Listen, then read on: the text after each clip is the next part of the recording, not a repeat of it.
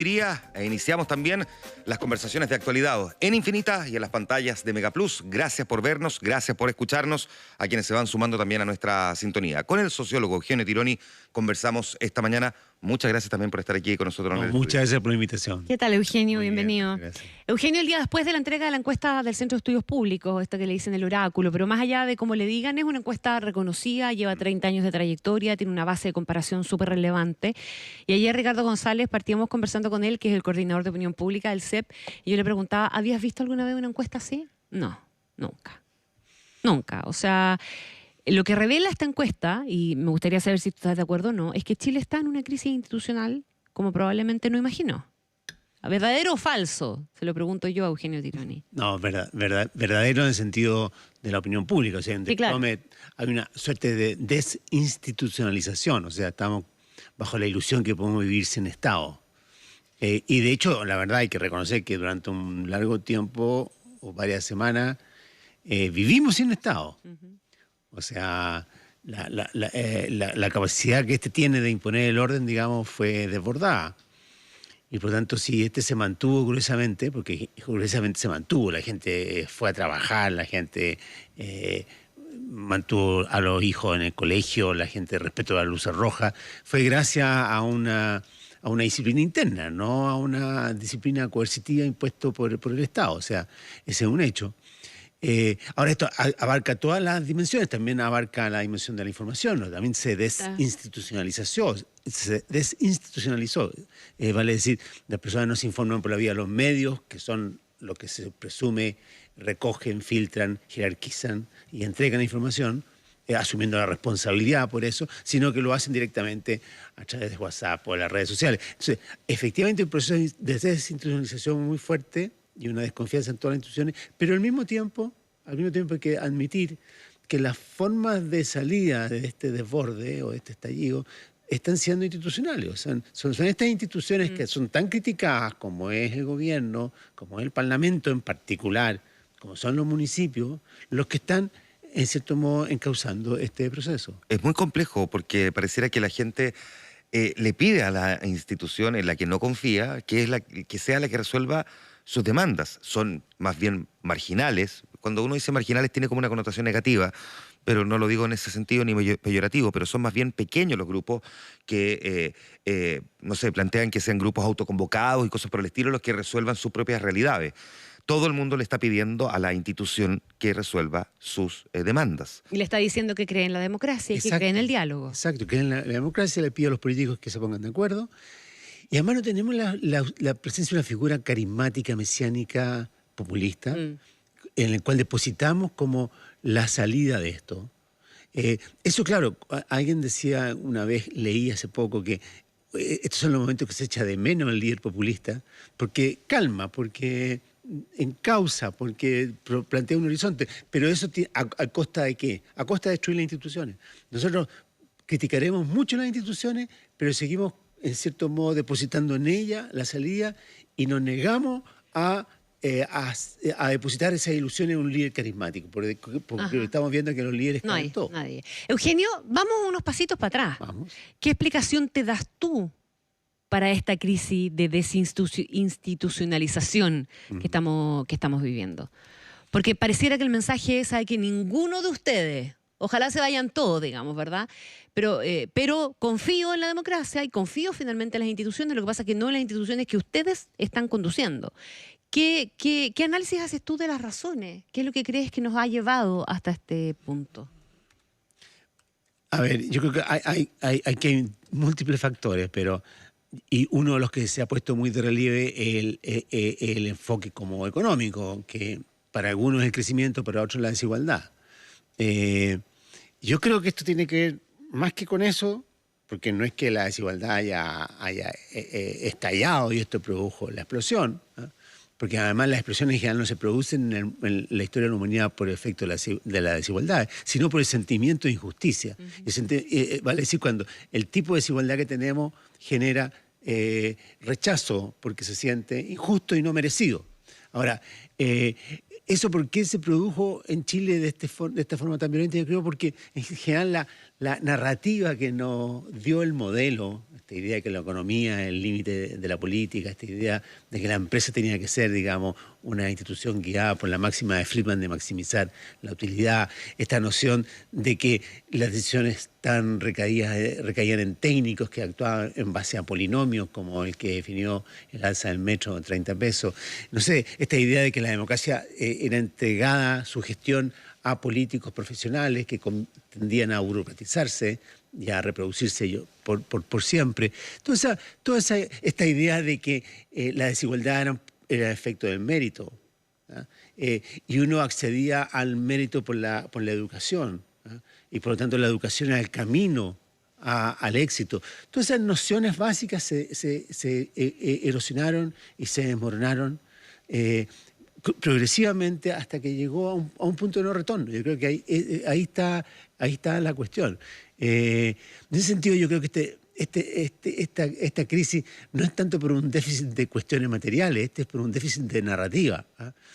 Algo que nos le dé sentido a nuestras vidas individuales, a nuestros grupos en los cuales vivimos y a la sociedad en la cual estamos obligados a vivir. Y este no es un fenómeno local. Nosotros tendemos a verlo muy localmente, sí. Es un fenómeno planetario, donde los desbordes o estallidos han tenido distintas formas. En muchas partes han sido el caldo de cultivo para líderes populistas, un Trump. En otras partes han sido el caldo de cultivo para el surgimiento del nacionalismo. En otras partes para la ultraderecha. En nuestro caso se dio, como lo estamos viendo, como un rechazo en general a las instituciones, pero un rechazo, como decíamos recién, contradictorio, porque si bien lo rechazamos, no lo estamos sustituyendo por nada, estamos mostrando mucha resiliencia, hemos mostrado una capacidad de autogobierno extraordinaria, o sea, hemos descubierto que podemos vivir sin papá, como sociedad. Eso es bien increíble, que uno puede vivir sin semáforo y encontramos la manera de ponernos de acuerdo para saber quién pasa y a quién dejamos pasar. Eso es bien increíble, pero al mismo tiempo muy preocupante. Muy preocupante. Muy preocupante porque nos podemos acostumbrar demasiado y sobre todo porque cuando comencemos a privatizar en ese sentido también la seguridad, el orden público. Y eso que lleva a la segmentación. Vale decir que se creen barrios autoprotegidos, zonas autoprotegidas, que la universidad se haga cargo de su propio orden público, que las comunas se hagan cargo de su propio orden público. Eso es súper peligroso. ¿Cuánto puede durar una mutación o una crisis de esta naturaleza? ¿Cuánto tiempo? Porque hay algunos que dicen puede durar 6 años, otros dicen no, 2. ¿Cuánto tiempo podría tomar podría tardar el que esto tome una cierta forma para decir, ok, esta es la nueva realidad que vamos a tener que enfrentar como sociedad? Yo creo que nunca vamos a volver a tener una realidad tan estructurada, tan estable como la que tuvimos. Que hay que reconocer que es un tipo de realidad que formamos como respuesta al trauma del 73 y de la dictadura de Pinochet. Eso fue que esto es muy parecido a lo que ocurrió en Alemania después del nazismo. O sea, construye un orden donde la estabilidad se convirtió en una obsesión. Y duró muchos años, digamos. Y sigue teniendo eco hasta el día de hoy. Por eso que la Alemania se gobierna con estas alianzas tan curiosas entre socialdemócratas y socialcristianos. Hasta el día de hoy. O sea, la competencia tiene un límite y el límite es no volver al horror. Nosotros hemos tenido eso y yo creo que eso está claramente agotado, pero no vamos a volver, por lo tanto, nunca, creo yo, a un orden tan estructurado como el que tuvimos. Ahora, ¿cuánto va a tomar generar un orden nuevo? Yo creo que va a tomar por lo menos un par de años, porque nosotros muy inteligentemente, yo no sé, y creo que no premeditadamente, pero el mundo político encontró un canal, encontró un mecanismo para escribir el nuevo guión, que es el proceso constituyente. Porque ¿qué es lo que es la Constitución? Y el proceso constituyente en general, es el proceso a través del cual colectivamente co-creamos una nueva narrativa. Una nueva narrativa que le otorgue sentido y que justifique nuestras desigualdades, como diría Piketty. Piketty dice que toda sociedad necesita relato, ideología, normas que justifiquen sus desigualdades.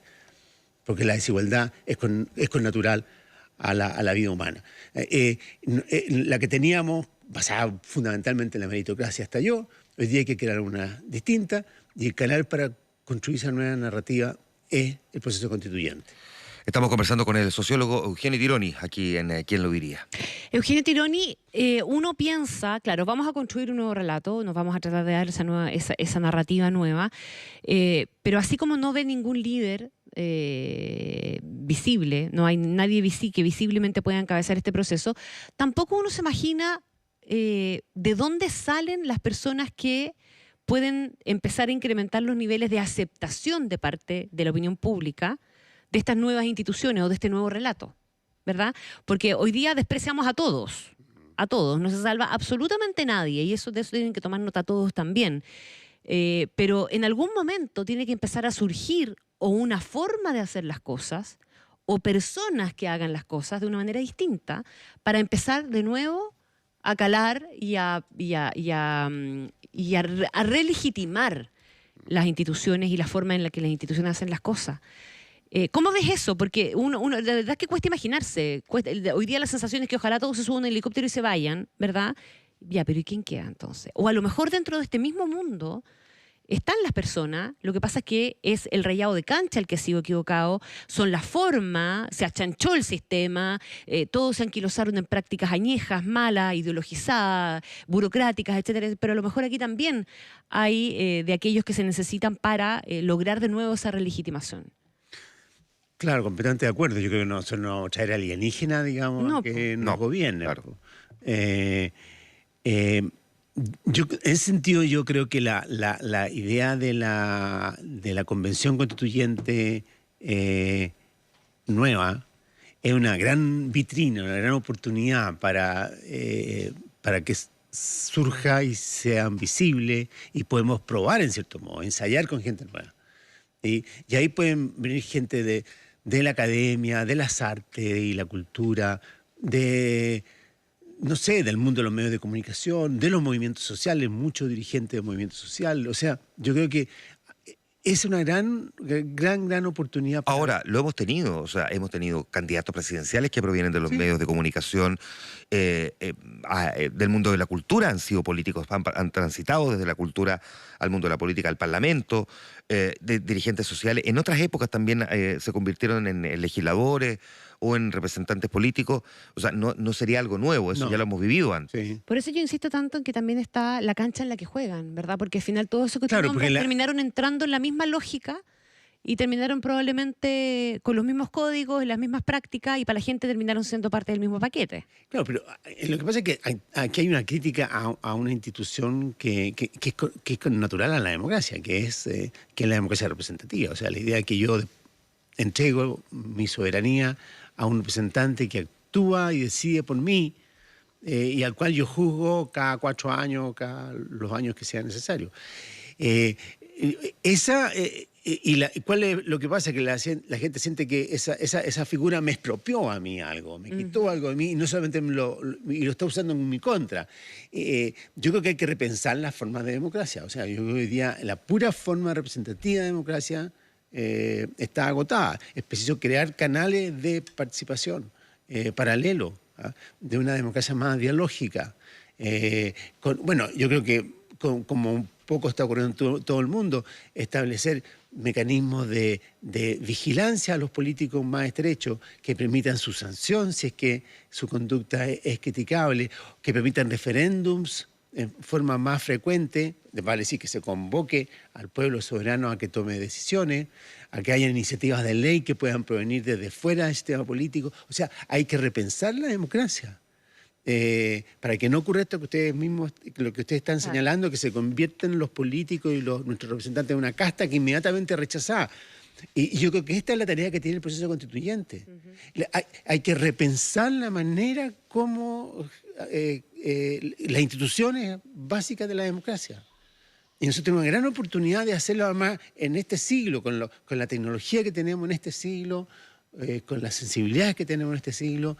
Entonces, esto no se trata, para mí el problema no es dejar atrás la constitución de Pinochet, es dejar atrás la forma de democracia del siglo XX. Ese es el verdadero desafío.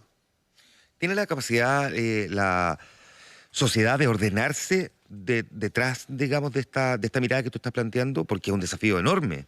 Si el modelo, la manera en que nos estamos relacionando y por lo tanto vamos a construir sociedad, está mutando, no sé si pareciera que todos estamos en la misma, porque pareciera también que hay muchos que quieren acarrear agua a su propio molino. Es decir, las cosas creo que hay que hacerlas de esta manera. Otros dicen, perdón, no, las cosas hay que hacerlas de esta manera. Pueden coincidir en que hay que hacerlas de forma distinta como lo hicimos en el siglo XX, como tú lo describes, pero no necesariamente que estén hoy día esos líderes, esos grupos, entendiendo más o menos igual cómo hay que desarrollar nuestra sociedad. Lo que pasa es que yo creo que tenemos que asumir que en este tipo de mundo en que hoy día vivimos es un mundo mucho más voluble, ¿no es cierto? Mucho en donde hay menos estabilidad. Como dice, hay una encuesta del CEP, hay como 15 o 20% de personas que dicen que estuvieron en una posición respecto a las protestas y después cambiaban de posición. Y así nos pasa a todos, respecto de muchas cosas. En ese sentido, los acuerdos van a ser siempre acuerdos más o menos frágiles, siempre provisionales, siempre revisables. Miremos cómo se tejió este acuerdo por la paz y la nueva Constitución. Yo creo que ha sido súper interesante y es como un caso de estudio. Si llega un acuerdo básico que después se va profundizando. Siempre creemos que estamos al lado de la catástrofe y no llegamos a la catástrofe y se ponen de acuerdo con las cuotas o con la paridad. Entonces, y lo mismo ha pasado con la reforma tributaria, lo mismo va a pasar ahora con pensiones, lo mismo pasó con esta ley antisaqueo. O sea, vamos a tener que acostumbrarnos a un mundo de mucho más incertidumbres, de mucho menos modelos estructurados, con mucha mayor improvisación, con mucha más negociación, con mucha más concesión, con mucha, a veces con alguna retórica un tanto grandilocuente, pero que no se traduce después en hechos. Imposición. O sea, miren, en ese sentido vamos a entrar a un tipo de sociedad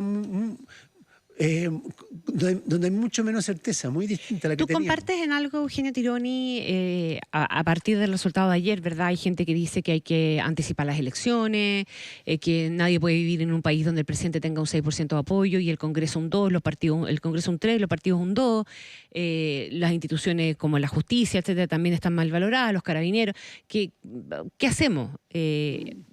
Claro, ¿Podemos sobrevivir ese proceso con esos niveles? Perfectamente, porque ojo que también las encuestas tenemos que aprender a tomarlas además también con un nuevo criterio, o sea, no son la verdad revelada en cuanto a que reflejan el momento que la gente fue encuestada y como las personas hoy día, los chilenos y las chilenas, estamos siendo muy influidas por una atmósfera que va cambiando casi día a día, hora a hora.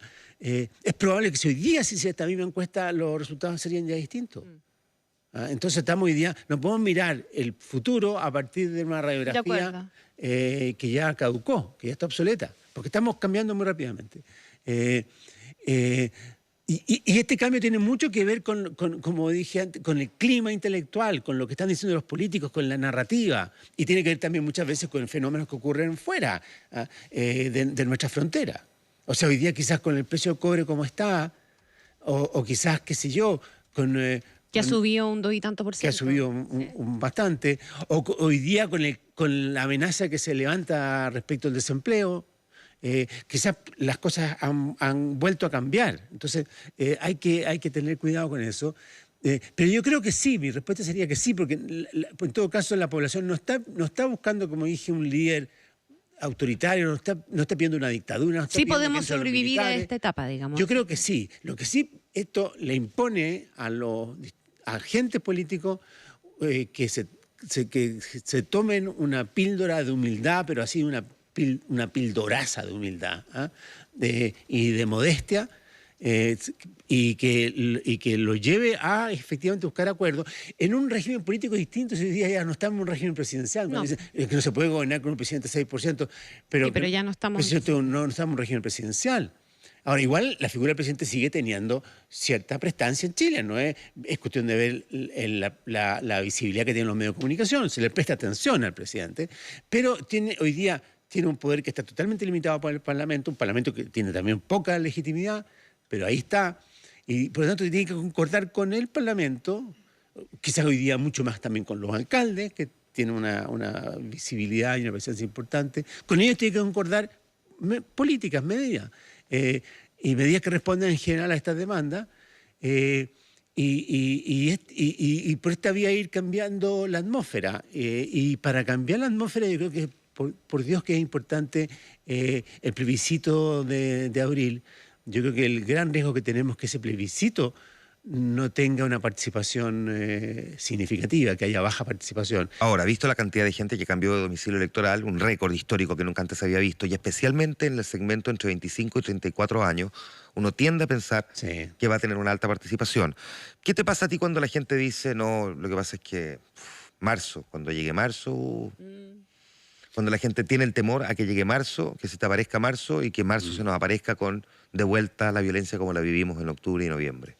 Yo estoy totalmente en desacuerdo con ese marxismo, porque primero, así como nadie anticipó el 18 de octubre, nadie puede anticipar lo de marzo. O sea, creer que en este tipo de sociedad se replican, digamos, los hechos pasados es una fantasía. Por lo tanto, yo creo que de todas maneras van a haber agentes que, como siempre lo han habido y siempre lo habrán, que van a tratar de producir una sublevación, digámoslo así, pero que esos agentes tengan efecto, que sean escuchados, que sean acogidos, es algo que está por verse. Entonces yo estimo que vamos a ver qué pasa, y esto va a depender un poco cómo se encaucen las cosas en estos días, esta semana. O sea, si estas reformas fundamentales se aprueban, por ejemplo, si las expectativas económicas cambian, yo creo que si se hace la PSU para los alumnos que quedaron pendientes, yo creo que no veo que sea una fatalidad que en marzo se produzca, digamos, un estallido. Y creo que insistir en eso por parte de la clase política, yo creo que es bastante irresponsable. Porque porque en cierto modo, porque algunos lo ocupan como chantaje. Claro. Como diciendo, yo controlo marzo, así que si no me conceden lo que yo te estoy pidiendo, te amenazo con un estallido en marzo. Y fíjate que aunque o profecía autocumplida. Hay constancia de que eso no es así, ¿verdad? Que los partidos no han tenido el control de la calle y la gente no lo cree así. Hay una lámina de la encuesta del CEP que le preguntan a las personas cuál cree usted que es el principal responsable tras los incendios del metro. Y la primera, la mención que gana, son las organizaciones políticas chilenas. O sea, las organizaciones políticas están cargando con el peso de la culpa que porque la gente les está atribuyendo responsabilidad de esos hechos. Y yo creo que bien harían en sacarse esa carga de encima, dejándose de provocar para que este tipo de situaciones se vuelvan a dar, digamos. Sí, además que estas cuestiones como el famoso estallido se producen por una falla del sistema inmunológico, ¿no? No se produce por la acción de ciertas bacterias, porque estas están siempre dando vueltas. El sistema que los mantiene bajo presión, digamos. Y yo creo que hay un cambio en el sistema inmunológico que ha habido después del 18 de octubre. Se ha robustecido. Yo creo que hoy día la sociedad no está dispuesta a una conmoción como por la que pasó. Ahora, un sistema inmunológico sin glóbulos rojos. Sí. Y sin los glóbulos que te defiendan, en el fondo, que en este caso son las fuerzas policiales. Es que las fuerzas policiales, su eficacia no depende de ellas mismas, depende del grado de legitimidad de la cual dispongan. O sea, pueden haber fuerzas policiales que puedan ser cientos de miles, con el mejor equipamiento del mundo, entrenados por los americanos, franceses, hongkoneses, chinos, pero si no tienen una aprobación de la ciudadanía para que actúen y ocupen la fuerza, son... Ya no la tienen, po. Inútiles. Hoy día no la tienen. Entonces yo creo, pero por eso mismo, pero podría ser que la tengan, Que la retomen. Que la ¿Y retomen qué tendría que rápidamente. pasar para que Y la ojo gente que vuelva a creer ahí? la próxima encuesta ser probablemente gran parte de estos indicadores que están en el suelo van a dar un subir. salto. ¿Pero qué tendría que pasar para que la gente recupere la confianza y le vuelva a otorgar legitimidad a Carabineros, por ejemplo? Bueno, yo creo que esto va a ser un proceso lento, ¿ah? Pero yo creo que ya casi hablar de una reestructuración de Carabineros parece como ya de no solamente sentido común, sino una cuestión que hemos escuchado tantas veces durante tanto tiempo, ¿ah? Pero igual yo creo que algo que es inevitable de reorganizarlo, yo creo que tiene que tener más recursos. O sea, Carabineros es una institución demasiado precaria para un país que tiene hoy día la población y una población con los recursos que posee. Necesita recursos, una gran fiscalización respecto de cómo los usa, para que no se malgaste, no se los lleven. Y tercero, claro, protocolos nuevos también. Sí, sí. Déjame preguntarte, Eugenio, antes que se nos vaya el tiempo por esta otra cosa. Chile, tú decías hace algún momento, muestra siempre un grado de resiliencia importante. Y lo hemos visto probablemente en las catástrofes en las que el de al lado termina ayudando al otro. Aquí más bien hemos visto en esta catástrofe que el de al lado muchas veces termina siendo antagónico. No todos tienen la misma opinión sobre las causas, consecuencias y cuánto tiene que ceder. Por lo tanto, esa resiliencia de alguna manera queda puesta al menos con un signo de interrogación, que quizás va a tener su punto de inflexión a comienzos de abril, cuando tengamos la Teletón, que se cambió a comienzos de abril. ¿Qué podría uno proyectar respecto del comportamiento de la sociedad? Que pareciera hoy día estar muy confrontada cuando tenga un episodio que ha sido históricamente el que, por ejemplo, termina uniendo al chileno. Sí, yo creo que bueno tu punto de partida, porque esto también hay un dato en la encuesta CEP en que le preguntan lo que pasa en la familia, si se ha producido una confrontación entre los mayores y los jóvenes, y un alto porcentaje dice que sí. O sea, ha habido una polarización en las familias como no lo vivíamos desde la época de Pinochet. Sí, pues yo creo que es cierto que hay que buscar encontrar nuevos puntos de convergencia. Obviamente uno va a ser, aunque haya competencia, pero que converjamos todo en el plebiscito va a ser un punto muy importante. Pero es cierto que previamente va a estar la Teletón, ¿eh? Porque en la Teletón puede pasar y antes varias cosas, pero la Teletón tiende a unir mucho, porque el Festival de Viña tiene como la lógica un poco farandulera, pero en la Teletón puede pasar dos cosas: o que superemos como nunca antes la meta, o que en cambio nos encontremos con gente que le salga a boicotear también. Exactamente, o las dos cosas. O las dos cosas. Sí. Yo asumiría lo del boicot ya prácticamente como parte del paisaje. ¿Ah? Ya qué es lo que pasó con la PSU, qué es lo que va a pasar con el plebiscito, también va a haber gente que lo va a boicotear, que va a ir a las mesas electorales a producir problemas, entonces yo lo tomaría como parte del paisaje. Lo importante es que la Teletón logre superar la meta. Yo creo que ahí ese va a ser la prueba de fuego. Eugenio Tironi, sociólogo, conversando con nosotros esta mañana aquí en Infinita. Muchas gracias, Eugenio. Muchas gracias a ustedes. Muchas gracias.